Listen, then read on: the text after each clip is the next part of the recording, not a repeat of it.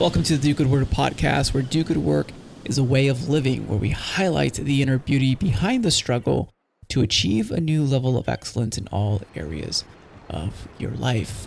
Today, we're going to be talking about leadership and uncovering the hidden potential that's right now in your team. So let's talk about a Forbes article shares that 75% of all businesses in the UK, USA, and Australia do not reach the point where they can employ anyone. That means that there are founders of one or two, and these businesses don't get to the point of having actual employees.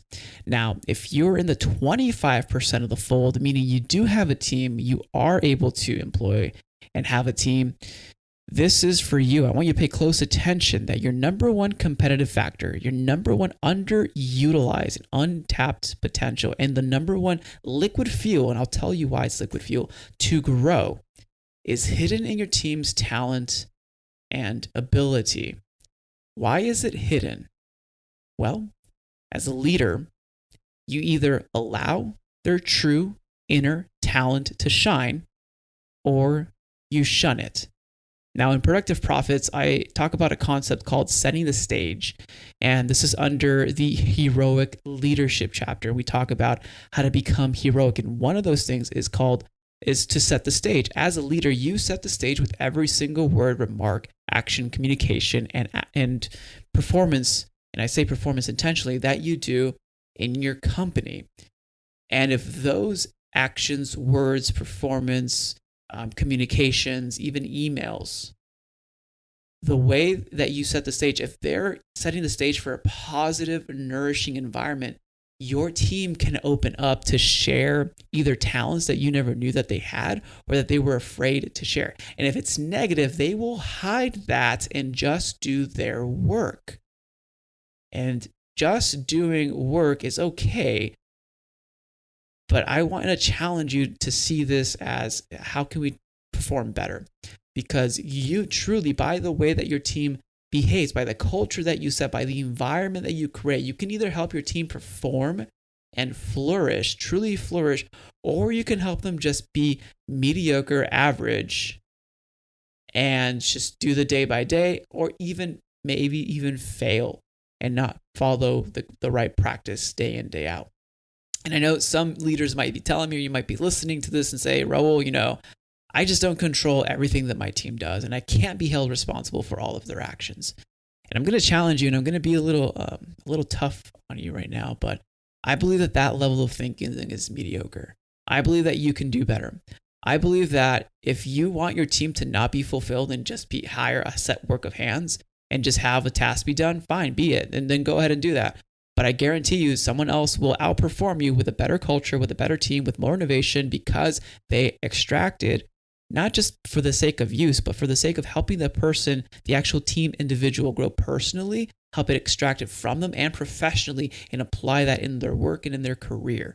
And becoming a heroic leader, that's why this is called heroic, is addressing those things head on and not shying away from it and not leveling or not being okay with being, average and mediocre.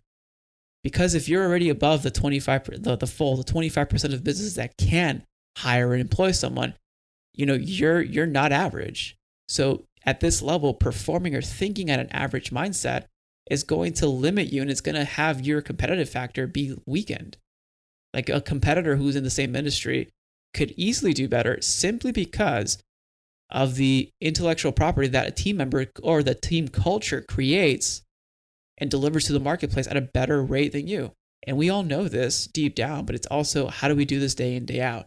So a few things that I would recommend as leaders experience from asynchronous and remote teams that I've helped grow and build is essentially how you show up on those calls, how you engage with your teams before and after, the actual agenda.